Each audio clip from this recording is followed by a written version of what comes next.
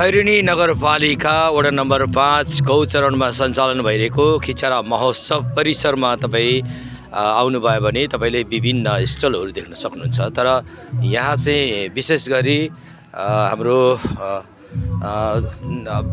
युवा बहिनीहरूले एउटा हातको कला माध्यमबाट उहाँहरूले चाहिँ एउटा यो फोटोहरू पेन्टिङ गर्नुभएको छ। बिक्रीको लागि, सोको लागि तपाईँ किन्न पनि सक्नुहुन्छ, अवलोकन गर्न सक्नुहुन्छ। उहाँको यो आफ्नो हातले बनाएको सामग्रीहरू हो। खिचरा महोत्सवको गेटबाट छिरेपछि ठ्याक्कै अगाडिपट्टि तपाईँले देख्न सक्नुहुन्छ।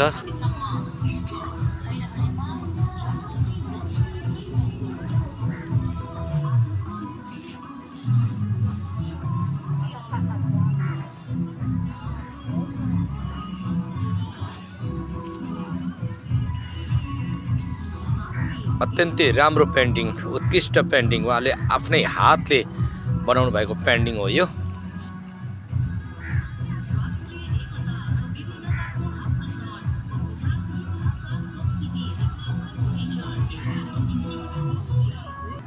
नमस्ते,